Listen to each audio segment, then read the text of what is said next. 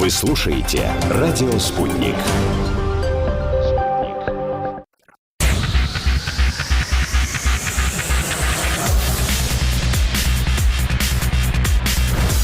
Разбор полетов. Программа Николая Валуева. Добрый вечер, уважаемые друзья. Добрый вечер, слушатели радио «Спутник». +7 495 95 95 912. Телефон студии, в которую вы можете дозвониться. Тема сегодня очень интересная. Но подождите, я напомню, что 91,2 FM — это Москва нас слышит, СПБ нас слышит 91,5 FM. Рукой машу всем в Рутуб. Видеотрансляция идет с нашего общения. И, конечно, на фоне буквально товарищ Си сегодня сел в самолет во Внуково, отбыл на родину. Сегодня будем говорить, конечно, о том, что может предложить Россия Китаю, что может Китай предложить России, но в большей степени все-таки к проблематике нашей родной страны. Сегодня мы говорим обо всем этом с директором Ассоциации организаций в области недропользования, Национальной ассоциации по экспертизе недр Андреем Викторовичем Третьяковым. Андрей Викторович, добрый вечер. Добрый вечер, Николай. Добрый вечер, уважаемые радиослушатели. Буквально чуть-чуть еще, чтобы все ориентировались в теме. Что у нас происходит в части геолога-разведки? Наверное, все-таки эта тема сегодня рефреном пройдет по нашему общению. Почему? Потому что во время, безусловно, встречи на высшем уровне звучал «Северный поток», взорванный. Но это скорее в контексте того, что происходило. «Сила Сибири-2», которую собираются строить, которая по большому счету уже строится. «Севморпуть», который обсуждали лидеры двух стран. Это, конечно, как красная такая тряпочка для быка, хотя там все по-другому. Но взвизгивают наши оппоненты, недружественные страны в лице их лидеров. Конечно, несмотря на то, что премьер Японии засобирался в Украину, никто этого не заметил, просто неравноценные истории, однозначно, чисто политически. Да. И вес, мы понимаем, где, в общем-то, независимые страны встречаются, а где сателлиты вдруг засобирались на какую-то такую дворовую встречу. В целом, энергоносители, в целом другие полезные ископаемые, коими Россия богата, обсуждались на высшем уровне, что может Россия предложить сегодня Китаю и, соответственно, какие технологии, естественно, мы ждем от Китая. Об этом скорее вскользь. Мне больше интересно, что мы делаем, будем делать, планируем делать, и немного из истории, что мы делали еще во времена Советского Союза, потому что создается впечатление, что в большей степени мы сегодня разведанными запасами еще в советское время больше пользуемся, чем ныне, которые еще только ждут геологов, ждут открытия. И, конечно, поговорим уже и о регионах традиционно, какими богатствами они богаты, и что и где предполагается добывать. Кстати, обязательно поговорим о том, кому добывать, кому разыскать это все. Но это чуть позже. Андрей Викторович, наверное, все-таки для начала ситуацию с Китаем. Давайте чуть-чуть об этом и пойдем дальше. Что мы можем предложить Китаю? Традиционно, помимо нефти и газа, СПГ мы собираемся по Севморпути, в общем-то, доводить, опять же, до Китайской Народной Республики. Как, впрочем, и они собираются вкладываться в этот проект, многомиллиардный проект, интересный, кстати, который может, по сути, девизуализировать Суэцкий канал с его возможностями. Что с этим? Постараюсь кратко ответить на вопрос, потому что, в принципе, тема у нас обсуждения достаточно большая и широкая, да? Да, касаясь по тому, что Россия может предложить Китаю, я могу ответить все. То есть основное это, конечно, литий, это литиевые месторождения. У нас их достаточно много, раньше не проводились исследования, сейчас мы пока третьи по запасам, считаемся. Считаемся, по разведанным. Но давайте корректнее все-таки, я ближе к геологии, поэтому запасы и ресурсы отдельно. Да, прошу прощения. Потому что запасы это я запасы. Поэтому оговорился. Да.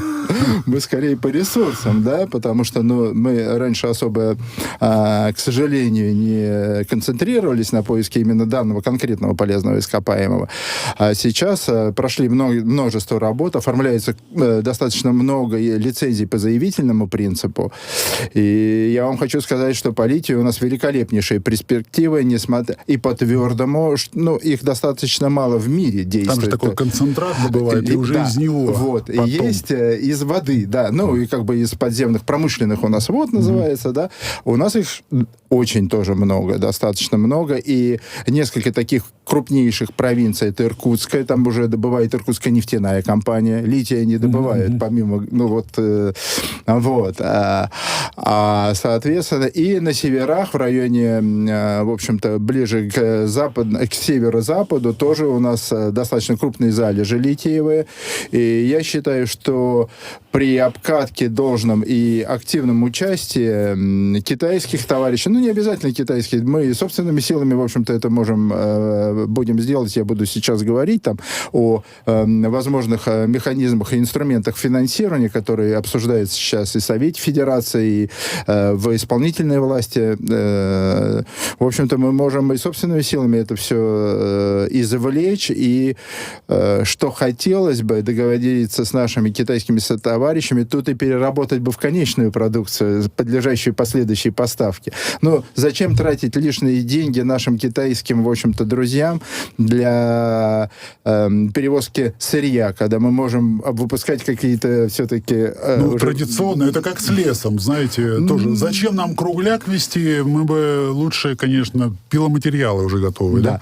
И с это как раз стоимостью. тот момент, о котором нам стоит и необходимо договариваться. Все понимают, что, конечно, везется-то по итогу, к сожалению, в основном суверенитет экономики, на самом деле, и производства. То есть, чтобы не быть той самой бензоколонкой, которой нас все время называют. Да. К сожалению, это так. И наше основное... Мы не должны упустить этот момент. Сейчас мы как раз перед этим вызовом стоим. Если мы мы обязаны договориться достаточно взвешенно.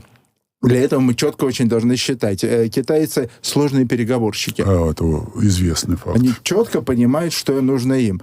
Но они также понимают объективные факты. И если им объяснить на правильном языке, на общепонятном, доступном языке, что им разместить выгоднее здесь, и дать понять и показать им на цифрах, то они примут на 30% наше решение. На 70% не доводить до последнего китайского предупреждения. Но в целом, да, действительно, как мы можем сегодня, предлагая ресурсы, все-таки соблюдать тот баланс, потому что, конечно, китайцы никогда не захотят, и если им дадут такую возможность, то они не преминут воспользоваться случаем и, грубо говоря, захватить. Как это? Экономически захватить. Тут мы должны понимать, что комплекс, тот, который будет соответствовать максимально эффективному получению конечного продукта. Что такое комплекс? Это, с одной стороны, у нас и рудоподготовка, и извлечение руда идет здесь. Здесь у нас и дешевая электроэнергия, потому что важно. А для китайцев это проблема. Это все для всех. Это не только для китайцев. Для всего мира проблема. И комплексное освоение территориальное — это большая проблема. И комплексное освоение минерального ресурса. Таким образом, показав, что существенно выгоднее на одной территории получить уже, пускай не на 100% конечный продукт, но там на 70%. Подсушенный. Этим мы увеличим свою во-первых, технологическую... Мы еще говорим вообще о любых. Грубо говоря, хоть это золото, хоть это еще что-то. Вообще, да. В принципе. Все, вообще. Это все. Более того, я думаю, что это охватывает вообще, то есть не обязательно минеральные ресурсы. Вот мы, общаясь с коллегами, они являются там президентом СРО аудиторов, да, Российской Федерации. То есть они все отчеты проверяют и смотрят и так далее. Они как бы у нас являются тем мостиком, соединяющим нас с западной системой отчетности. Мы смотрим, что подходы везде одинаковые. В энергетике, в сельском хозяйстве, в природных ресурсах. Поэтому смысл... Мы уже в такое время живем, что смысл, наверное, говорить об общих экономических каких-то подходах, стандартах и как мы принимаем решения. То есть на основании чего мы принимаем решения вот об общих каких-то системах отчетности. То есть по факту мы должны физически затащить производство на свою территорию. Обязательно. Получить доступ к технологиям. В первую очередь. А что такое? Железо. Убери технологии, оно работать не будет. И, соответственно, при, условно, какой-то логистике, если в это место будет условный какой-то полезный ресурс, доставляться, производить его. Да? Тем более, в принципе, может быть, даже что-то и не вывозя на территорию, а производя уже конечный продукт, если это условно... возможно, да. Если с коллегами надо договариваться. Согласятся ли? Почему бы и нет, кстати? Вот надо договариваться, надо усилить роль общественных каких-то еще организаций, потому что не надо забывать, что Китай — это страна, в которой очень большая все-таки доля занимается и идеологией, и общественностью. И у нас существуют такие же общественные организации, вот, допустим, НТО имени Губкина, создано там уже 90 лет назад. Оно не работало какое-то время благодаря нашим западным... теперь уже не коллегам, хотя они все равно наши коллеги, да, западным государствам, они навязывали последовательно свою идеологию и преуменьшали, в общем-то, наши достижения, хотя мы были родоначальниками и основателями всего нефтегазового, естественно, сегмента в инженерии, да, то есть, грубо говоря, у нас в 1870-х годах, еще Менделеев и так далее, открыли это научно-техническое общество, немного по-другому называлось. Потом Нобель добывал на территории Азербайджана нефть. И где же те самые нефтяные технологии, родоначальниками, которые считаются вдруг американцы? Да? Где они? У них тоже была нефтяная такая... У них Техас... у них вот разведки-то не было. Хотя, подождите, а Техас тогда вообще-то и не их был, собственно говоря. У них война была? Да. Как раз. Ладно, еще сегодня не об этом. Но речь не об этом. Да. В общем... не об этом. Рынок геологоразведки в России не схлопнулся? Рынок не схлопнулся, он будет дальше продолжаться, существовать. И, давайте я все-таки у нас была намечена определенная протокольная, часть. Я все-таки постараюсь там немножко отчитаться перед вами, да. Скорее перед радиослушателями, перед вами в глобальном понимании, да. Что в текущей ситуации международная стратегия развития была разработана до 2035 года России. Сейчас она подлежит актуализации до 2050 года. То есть определяются основные какие-то реперные точки, основные направления развития. Но, учитывая, что в настоящий момент актуализация — это, мягко говоря, актуализация, говоря прямо-таки откровенно, мы сейчас столкнулись с новым вызовом, да? То есть у нас, по сути дела, мы должны сделать новый подход, который должен быть отражен в стратегии. Целевые задачи и методы их исполнения должны быть изменены. То есть стратегия опиралась на общей применимости, общем дружеском взаимодействии. Там же даже потоки в другую сторону. В общем, там как минимум половина потоков туда. Не половина. Больше? Больше, конечно, Европу. половина. Да, конечно. Через Европу. Да, конечно, больше половины. Что же теперь в связи с санкциями, изменениями и всем остальным? Все надо переделывать. Как теперь? Я знаете, вспоминаю историю, сейчас, подождите, где-то 12-й год, Кузбасс, обсуждение присутствовал Дмитрий Анатольевич Медведев, и горняки, в общем-то, по сути, умоляли тогда расширить Транссиб, там, на самом деле, серьезно строиться. Да, на восток, чтобы везти туда больше угля. Запрос-то на уголь был, и им-то логистически это гораздо удобнее во всех отношениях. Понятно, что сегодня он идет через Дальний Восток тоже, в том числе, но вот он, Китай рядом, там, через территорию Монголии и все прочее. Я помню, что со стороны РЖД понимания мы не встретили. Более того, даже представители РЖД откровенно, не побоюсь слова, врал. Саботировал это решение. И оно, кстати, на тот момент это решение принято и не было. Вот.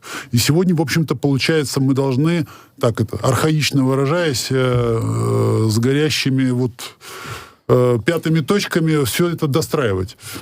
Ну, вот я что хочу сказать. Так как я сейчас пока не являюсь, слава богу, госчиновником, я могу достаточно откровенно... Можете говорить откровенно. Да, я не могу говорить откровенно. Но для нас не секрет, что присутствует мощнейшее лобби. А тогда это было мощнейшее западное лобби, да? Назовем его европейско-атлантическое. Англосаксонское. Оно реально англосаксонское лобби, и надо это признать. То есть Азию они не рассматривали в принципе и действовали. Они мешали, они противодействовали. Почему? Потому что они сами занимались развитием, с одной стороны, Азии, они же Китай развивали, с другой стороны, американцы, с другой стороны, они не давали возможности и пытались всячески разделить и разграничить собственные компетенции по Азии с нашими, хотя мы граничим. Но, смотрите, ладно, бог с ним, мы понимаем прекрасно, что как минимум они нам добра точно не желали, живем с чем, как говорится, имеем. Да. Что сегодня? Ведь в части той же самой геологоразведки, вот к ней же опять возвращаясь, впечатление пока такое, что мы пользуемся тем, что наработал Советский Союз. И в части Западной Сибири, разведанных запасов, месторождений, полезных ископаемых, конечно, Дальний Восток тоже богат на них. Собственно, совсем север страны, не надо забывать, да? Но это все-таки больше все Зауралье такое, вот назовем так, за хребтом. И арктическая зона, реально. Не Зауралье, и арктическая, да. Хребет Ломоносова, это, по сути, продолжение, это тоже можно целую историю и целую передачу посвятить. Я говорю, что все за. Вот здесь что делается на самом деле? Какие силы сюда направляются? И мне очень будет интересно послушать... следующее, это я задам вопрос. Смотрите, в целом, конечно, разработка геологоразведки и проектов идет достаточно серьезно. Все-таки Зауралье — это и север Урала, это север, это и Ямал, восток, да, это и Гыдань, это и Таймыр, угольная компания Таймыр сейчас активно работает. Это и уже Якутия там идет. Там в Нерюнгри, я когда увидел этот пласт, я в жизни не видел, метров 40 или, может, даже 50 шириной. Гигантские. Гигантские. Так, кстати, там еще есть... нет, это уже Красноярский край. Но, тем не менее, это же не важно. Это все восток Урала. То есть от Урала на восток. И Красноярский край, да, Норникель, да. Но там это... Дальше у нас есть подозрение, скажем так, на гигантские запасы также нефтегаза. Прям не шельфовые, а материковые. Еще материк. Есть. Там вот сейчас работает Сургутнефтегаз активно по геологоразведке. То есть работает все-таки компания. Но чтобы вы понимали, приблизительно разрыв вложения денежных средств ежегодно компаний и государства, где-то государство вкладывает около 35 миллиардов, компании в целом, по больнице вкладывают порядка 350 миллиардов. То есть в 10 раз больше, чем государство они вкладывают. Государство как-то это стимулирует? Государство это стимулирует налогообложением определенным, там точнее, скорее освобождением некоторым, просто не облагает. Оно не облагает налогом дополнительно. В этом уже тоже стимуляция. Это, да. Вот. Но, в принципе, вообще, если честно говорить, опять же, прибыль, во всяком случае, вернее, неправильно сказал, наверное, наши объекты являются высокорентабельными, добычные, в основном на территории России. Почему? У нас, с одной стороны, есть вот этот вот запас Советского Союза, который тратил деньги просто на изучение. Там же, понимаете, вот в чем был перекос, и это и беда, но и наша, в общем-то, ценность. Не было сил все сразу охватить. То есть, но разведка там изучили, есть, занесли на карту. Да. И занесли, ушли. И ушли, да. Зачем разведали?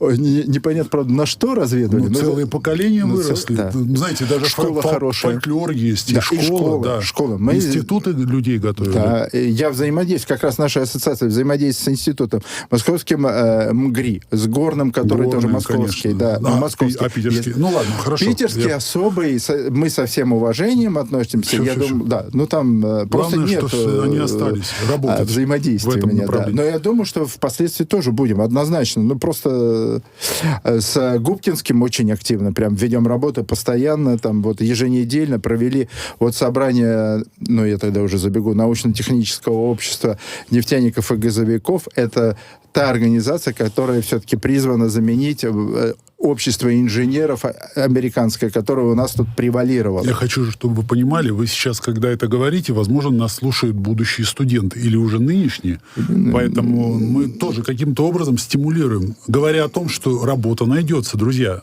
Не Вперед. только они должны... У нас есть и причем студенческое отделение уже. Да, к сожалению, наверное, все-таки она будет пока у нас наиболее высокооплачиваемой. К сожалению. Ну, к сожалению, все-таки к сожалению, потому что... Ну, просто к сожалению. Потому что придется работать, а не сидеть, там, ногти красить и деньги получать. Нет. Ногти красить, это другое. Это другие. Ну вот. А у нас придется работать. Ну, говоря, опять же, помните студенческое движение? Опять же, как строили БАМ и все прочее. Вот, в принципе, в геологоразведке там же та же история. Целые фильмы Советский Союз снимал. Да. Это такая фактически скрытая реклама была. Ну, она перемежалась с целыми такими историями из жизни людей. И это бы действительно работало. Сейчас, конечно, с этой идеологией мы сильно подотстали. Но, по факту, может быть, сейчас будет больше бюджетных мест выделяться под эти профессии. Что вообще предполагается? Вы понимаете, я, несмотря на то, что я выходец из социалистического, как, впрочем, я в общем-то, ну, как мы все, ну, не мы все, конечно, но некоторые из нас, да, многие. Вот. Я стараюсь придерживаться идеологии рационализма. То есть, если мы создадим абсолютно прагматичные места и прагматичные идеи, чтобы люди пошли в эту отрасль, это для них и деньги дополнительные, и какие-то дополнительные льготы, то тогда люди сами придут. Ну, то есть выстроить не за счет задачность. бюджета. Я понял. Халява ничего хорошего не дает, условно. Назовем. Ну, условно, я да, просто выражаюсь меня вот с этим языком. Бюджет подразумевает сразу лоббизм каких-то интересов. Вот, я сам тот чиновник, кто не чиновник. Я понимаю, о чем вы говорите. Вы прекрасно знаете. Да, потому что с институтами периодически озвучивал какие-то хотелки регионов в отношении именно вот бюджетных мест там или сям. И я знаю, как это к этому относится. Но, тем не менее, специалистов-то не очень много хватает. У нас, кстати, остается минута буквально. Я пока прервусь на небольшую паузу. Дорогие друзья, не уходите. Очень важно, чтобы вы были с нами, потому что архиважный вопрос. Что мы, собственно говоря, наразведуем в будущем, потому что нам нужно что-то предложить миру. И этот мир сегодня несколько больше лежит не на Западе, а скорее Востоке. Да. И этому миру России есть что предложить, но для того, чтобы что-то предложить, нужно разведать. И мы сегодня с нашим гостем это обсуждаем. Будьте с нами, а сейчас небольшая пауза, новости, и вновь мы начнем разбор полетов. Разбор полетов.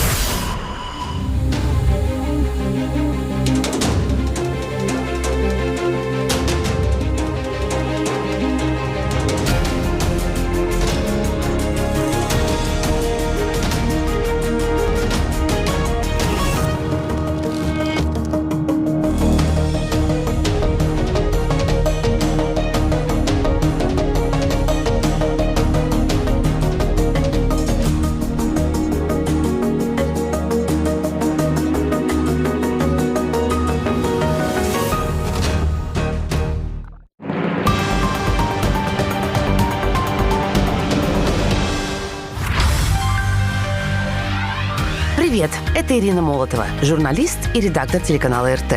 Мне интересны международная политика, социальные проблемы, животные и наша прекрасная планета в целом. Об этом и будем говорить по субботам на «Спутнике» с 3 до 5. Есть что сказать? Говорите. +7 495 95 95 91 2. Вопросы ведущим. Ваше мнение. Ваше слово. Нам важно это слышать. А еще пишите на WhatsApp. +7 968 766 33 11. Есть такое не очень удачное выражение, многим оно не нравится, называется «доброе время суток». Так вот, у нас проблем с этим нет. У нас в изоленте живьем. Дело в том, что мы на радио «Спутник» работаем всегда с утра. Поэтому каждое утро мы начинаем словами «доброе утро». Это изолента живьем, или изолента лайв. С вами Петр Лидов. Слушайте изоленту живьем каждое утро на радио «Спутник» и будете знать абсолютно все, что нужно знать каждое утро нормальному человеку. Ключевые слова – здравый смысл.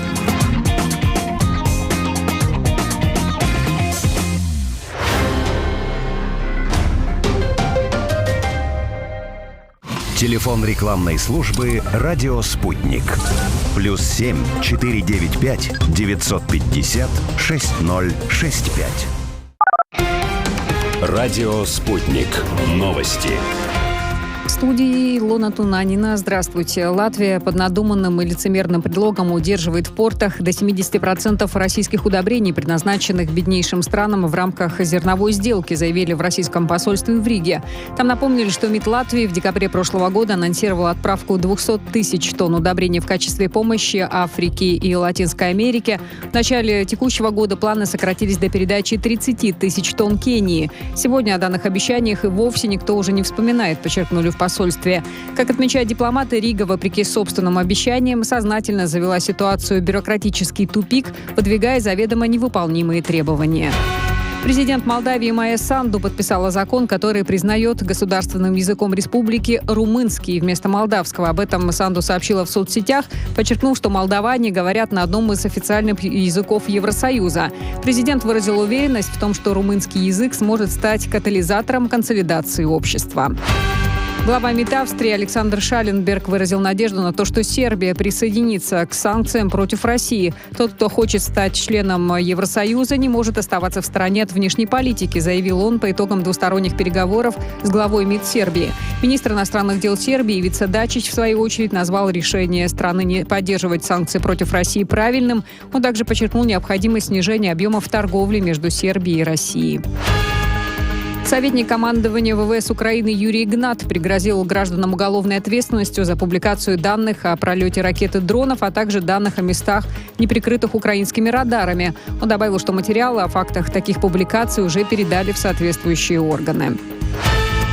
Американская молодежь не хочет служить в армии, при этом число желающих пойти в вооруженные силы сейчас наименьшее за десятилетие. Об этом заявил замглавы Минобороны по вопросам армии Гейб Камарилла.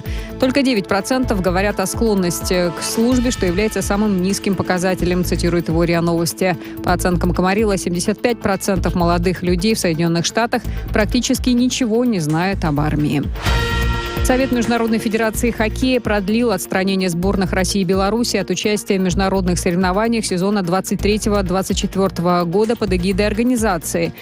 Там отметили, что оценили возможные риски и решили, что повторное включение сборных в соревнования Федерации пока небезопасно. Президент организации Люк Тардив уточнил, что Совет Международной Федерации Хоккея вернется к вопросу допуска сборных России и Беларуси к участию в международных соревнованиях в марте 2024 года.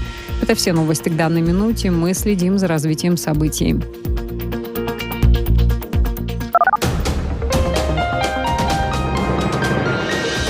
Следующий выпуск новостей на радио «Спутник» через полчаса.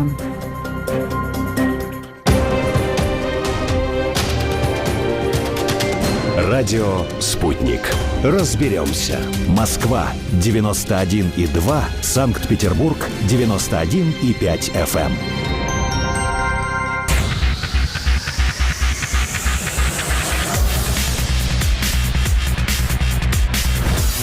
Разбор полетов. Программа Николая Валуева.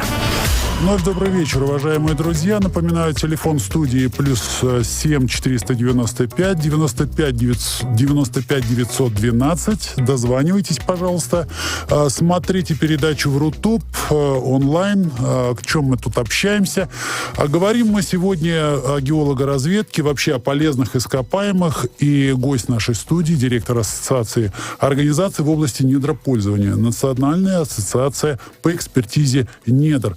Андрей Викторович Третьяков. Андрей Викторович, еще раз добрый вечер, если кто-то подключился. Добрый вечер. Напоминаю, друзья, мы нашу тему закончили на вопросе, что делается в части образования, получения профессиональных, компетентных кадров в этой области. Я предлагаю вам чуть-чуть продолжить и пойдем дальше. В принципе, касаясь компетенций кадров, опираясь на тот опыт, который все-таки у нас получен, и те компетенции, которыми обладает наши высокого класса специалисты, мы формируем совместно с вузами программы дополнительные к высшему образованию, но вообще оно подразумевает собой непрерывности образования.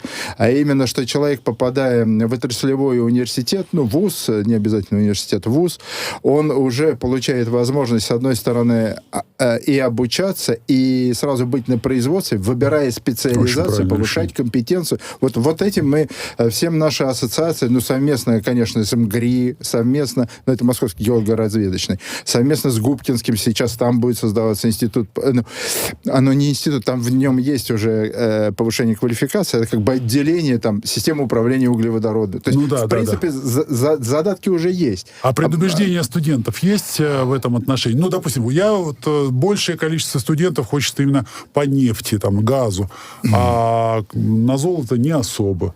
Но так как у нас разные университеты, МГРИ это золото и медь, это геолого-разведочное, а все-таки Губкинский это нефть и газ, поэтому... хватает желающих, на самом деле. Хватает, особенно в связи с тем... Вот сейчас надо было им разъяснять. Раньше у нас была кафедра этого СПЕ, это институт этих инженеров, американский институт инженеров-нефтяников. Мы не будем говорить американский, потому что они считают себя всемирным институтом, но чисто англосаксонский, они всегда вселенский, всемирный, они всегда называются же, если мисс мира, то там тоже Америка, они у нас мир. Но нет, они у нас не мир, они у нас всего лишь англосаксонское течение, и мы должны это признать, как им это не будет обидно, и должны противопоставить свою системную идеологию и свое системное качество обязательно, не просто идеология, а качество у нас достойное. И вот сейчас совместно с Институтом нефти и газа, университетом Губкинским, мы делаем кафедру, и тех студентов, которые состояли в этом инженерном сообществе, постепенно перекочевывают в инженерное сообщество научно-технического общества нефти и газа. То есть, понимая, что мы сохраняем эту квалификацию получения, мы взаимодействуем. Но хотелось бы, чтобы нефтяные компании сильнее отреагировали. Провели мы съезд НТО, отреагировал Роснефть, Газпром, на должном уровне дали своих вице-президентов и зампредов. Лукойл, на удивление, очень слабо отреагировал, хотя он бежал впереди. Он же такой инновационный. И он в СПЕ занимался первой. В общем, идет. И эти студенты, они будут работать, пока обучаются на базах этих компаний, корпораций, и дальше, соответственно, повышать квалификацию и взаимодействовать. То есть мы уже реализуем, в этом году уже начали реализовывать. То есть давайте я по импортозамещению тогда. Все-таки тут был один из вопросов импортозамещения. Я неоднократно отчитывался на РСПП, что одни из немногих, кто выполнил полностью программу импортозамещения в части оценочных всех регламентов, это мы. То есть существует кодекс НАЭН. Что это такое? Кодекс НАЭН — это целиком независимый национальный кодекс отчетности, по которому вы можете оценить стоимость месторождения. Ведь мы все говорим о месторождениях, о запасах, о ресурсах. Очень, очень любим говорить. говорить вот, и вы знаете, все используют разные цифры используют. Вы, если посмотрите доклады, даже президент один раз, насколько я наслышан, возмутился, говорит, ну что ж такое, вот тут одна цифра, тут другая, 2 доклада, разные цифры. Вы что тут говорите-то мне, а не ему докладывать? Методика подсчета разная? То есть у нас нет. Давайте признаем. Или общие методики подсчета? Нету, да. То есть, и она на базе может чего? Вам, вашей ассоциации, заострить внимание на этом? Она у нас существует. Мы даже вот встречались, последний раз встречались у Кобылкина Дмитрия Николаевича. Это было в декабре, по-моему. Соответственно, был вопрос по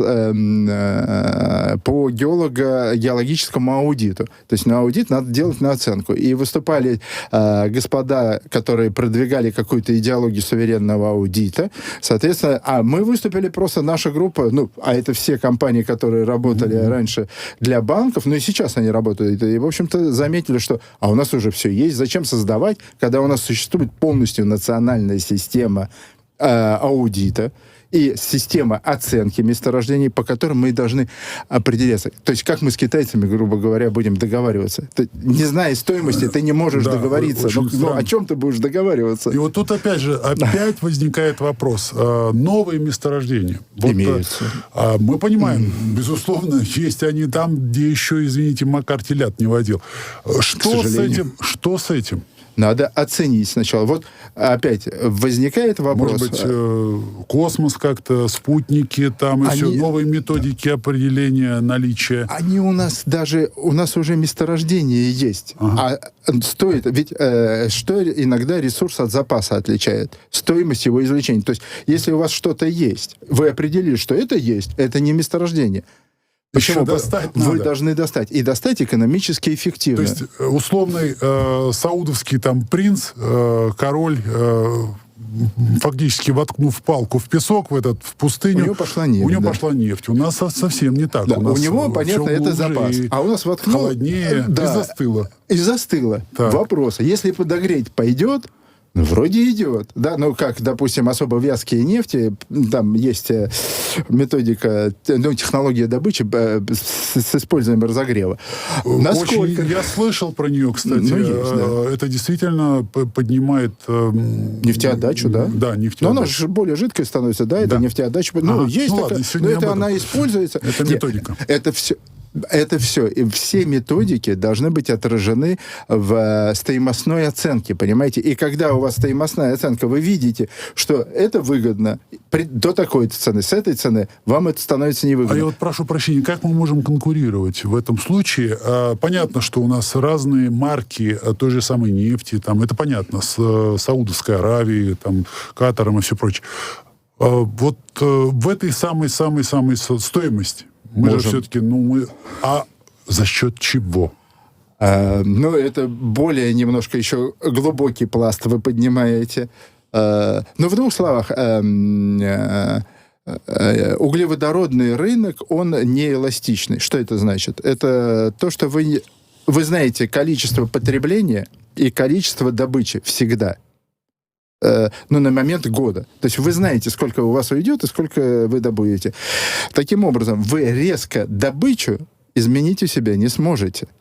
То есть, просто она у вас не получится. Пробурив больше, причем даже... Ее остановить тоже, к сожалению. Резко остановить вы ее тоже не сможете. Да, это вот мы увидели на примере как раз ковидного года, где пережили все тяжелейшие. И, в принципе, вот в ковидный год, такую, в общем-то, крамольную вещь скажу, по сути дела, когда нефть стала, крайне дешево, у нас запасы, можно было сказать, сократились очень сильно. Потому что она дешевая. Потому что дешевая. Но когда вырос, надо обязательно считать объективно стоимостное. И у нас есть месторождение, эффективное месторождение.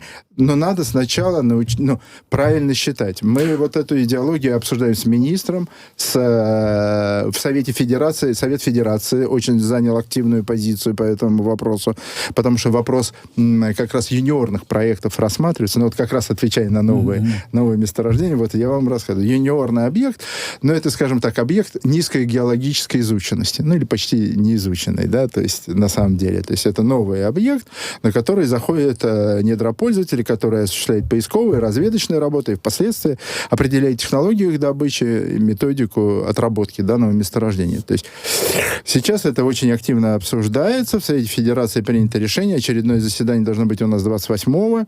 Вот. Сделали, и я предложил новую еще форму финансирования проектов, учитывая, что они достаточно рентабельны зачастую, и так как я же один из создателей идеологических Росгеологии в свое время, да, мы с Сергеем Ефимовичем Донским, когда он пришел, в общем-то, я прописывал идеологию создания и участвовал в этом всем процессе, и она создавалась-то как раз для того, чтобы геология стала из предмета затрат в предмет, в общем-то, генерирования денег, да, за счет этих проектов. И, в общем-то, одна из идей была не только сохранение потенциала разведочных предприятий, но и капитализация наших недр. Ну, прям вот прямая задача. Если разведывается по методике полной, да, как месторождение чего-то, какого-то... Мы разведываем территорию, мы не разведываем месторождение, уже не разведываем. По-простому, хорошо, вы меня поправьте, на самом деле. Территорию просто разведываем. Просчитывается тот объем, который вот там под землей находится, да, сколько он стоит, соответственно, как его добыть и все остальное.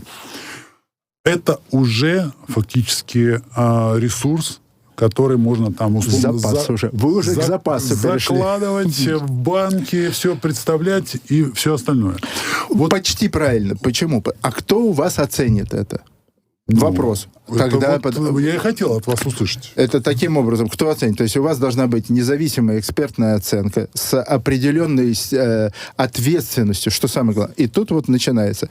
Ответственные люди должны подписать определенного вида отчеты, которые сдадутся в компании. Компании перейдут дальше уже к аудиторам. Аудиторы подтвердят это все, и уже это будет являться предметом залога.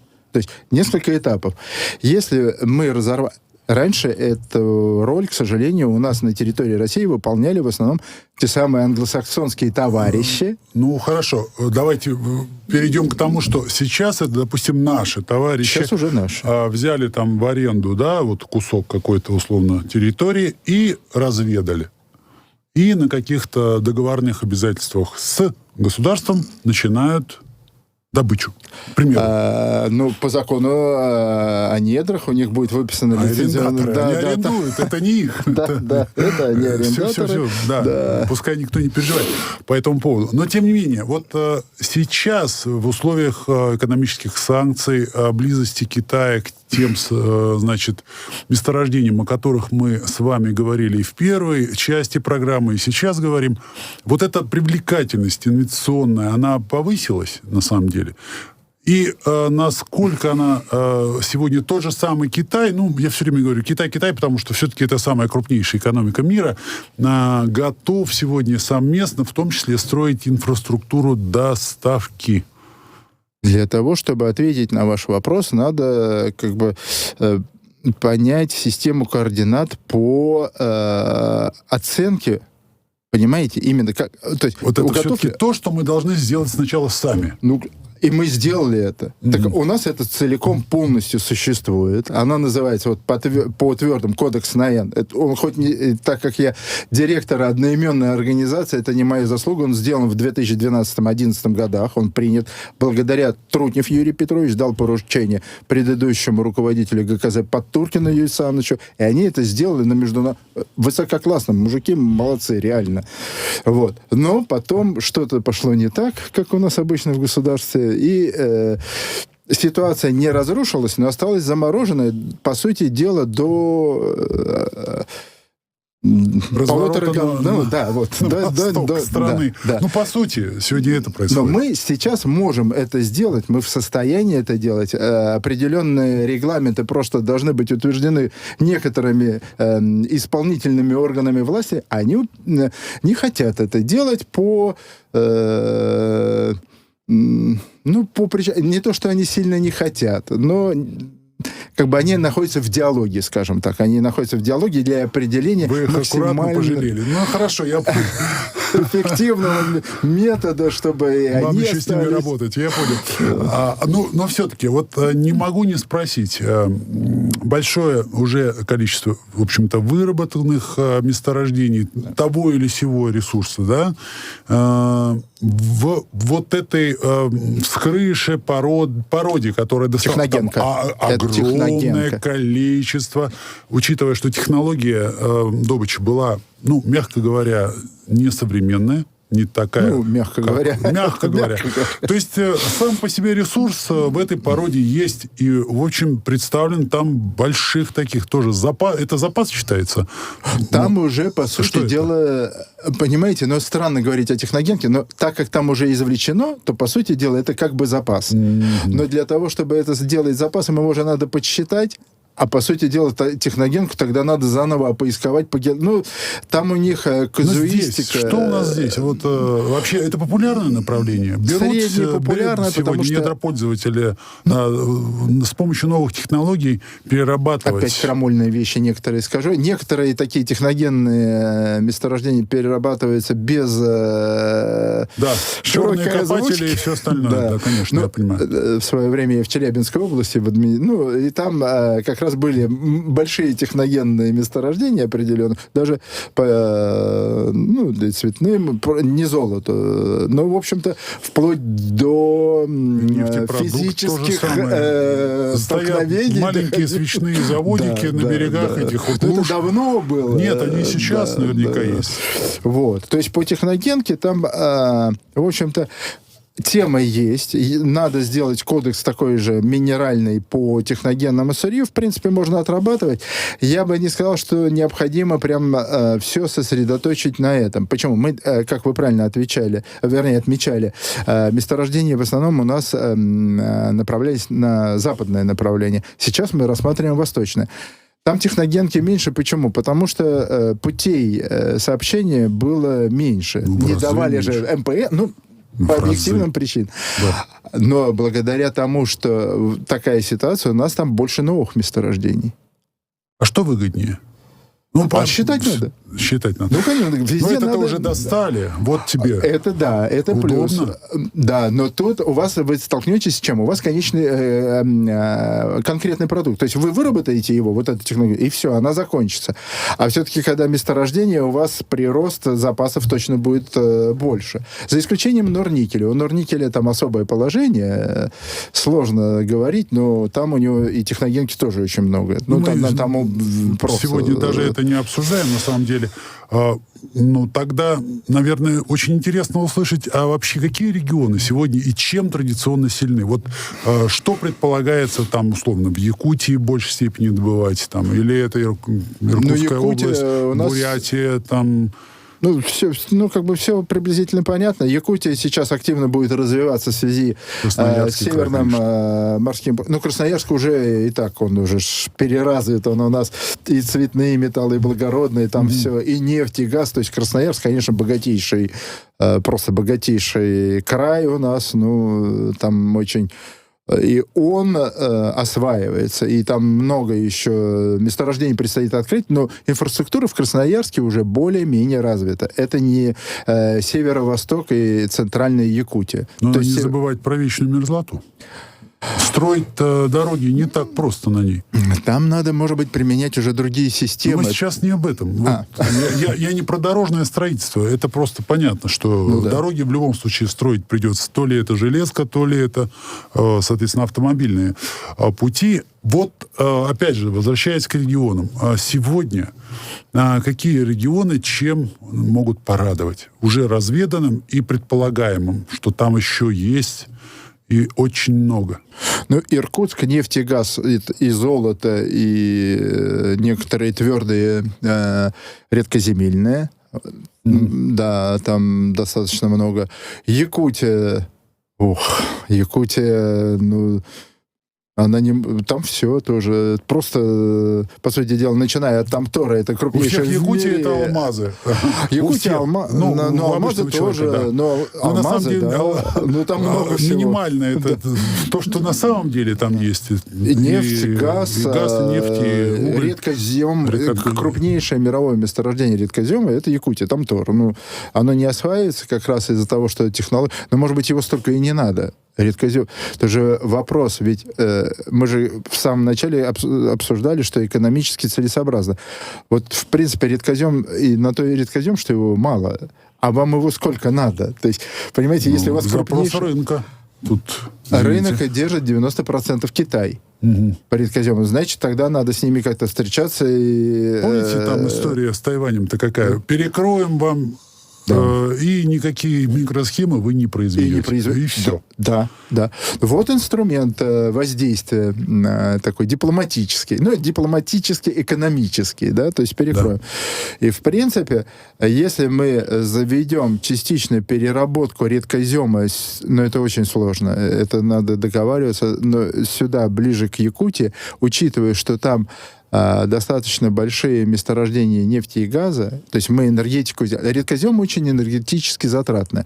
Но несмотря на то, что там низкая температура, север Якутии, но так как там очень много планируется, мы еще откроем, надеюсь, даже, надеюсь, знаю где, мы откроем гигантские еще нефтегазоносные провинции, то, в общем-то, наверное, освоение Тамтора с Китаем можно договариваться сделать где-то ближе, прям там, рядом с Тамтором, по сути дела. А в чем сегодня основной запрос самой промышленности России? В каких полезных ископаемых? Вот буквально это государственная тайна.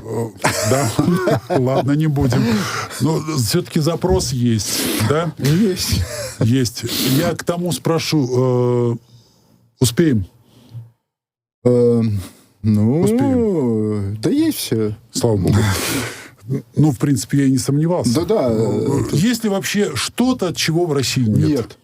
Нет такого. Есть. Ответ. У вас, вопрос тут был, один из вопросов, который, в принципе... Видите, мы с вами абсолютно не по плану идем, я готовился тут. Вы, пожалуйста, не забывайте план ваш. Да, ладно, если уж идем не по плану, значит, у нас такой план. Идти не по плану. Это что же план? На самом деле, у нас, в общем, не очень много времени осталось. Я, кстати, предлагаю все-таки вам озвучить вот тот замечательный абзац, который прямо у вас в руках. Хочется вам... мне, что я хотел сказать, это что подход с привлечением средств населения в недропользование у нас не реализуется сейчас. Вообще в государстве.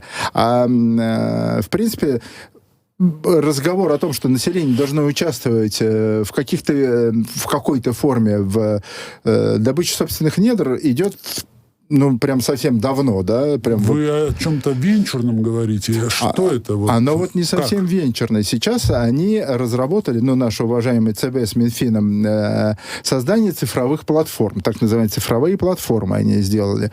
Цифровые платформы — это такой инструмент, на котором можно реализовывать цифровой актив. И наше предложение, я на Совете Федерации по экономике озвучивал, создать цифровой актив под названием «Недра России», который будет реализовываться, и эквивалентом его будет являться грамм, давайте, если золото, то грамм, килограмм, тонна, это потом, когда мы перейдем, грубо говоря, на медь или на газ, то есть, в зависимости от полезного ископаемого. И стоимость этого цифрового актива будет изменяться по мере его разведки и по мере его близости, в общем-то, к продаже. И, соответственно, таким образом население получит возможность участия прямое в недрах России. Подождите, это такая история, из истории еще царской России. Трансип, помнится, строили. Все покупали акции, акционирование предприятия, по сути, народное было. Да, но тогда Народу. были акции, а это уже новый инструмент. Это новый инструмент. Это вот этот вот цифровой актив, вы покупаете не акцию, а вы покупаете прям грамм. Вот как сейчас есть, вы покупаете вот, квадратный то есть метр. вы обладаете ресурсом. Да, ресурсом. Вот прям очень конкретно. интересно, знаете, очень с удовольствием бы послушал. Вообще, это, наверное, вы будете обязательно где-то на Ну, если площадках. позовете еще. У нас будет скоро, летом пройдет, посвященный как раз Дню эколога, начнем работать. У нас будет экологический форум, уже 14-й по счету. Приглашаю, приходите. Спасибо большое. Дорогие друзья, спасибо большое всем за внимание. Мы прекращаем сегодня наш разбор полетов. С вами, как всегда, Николай Валуев. В гостях у нас Андрей Третьяков. До свидания. Спасибо. До свидания.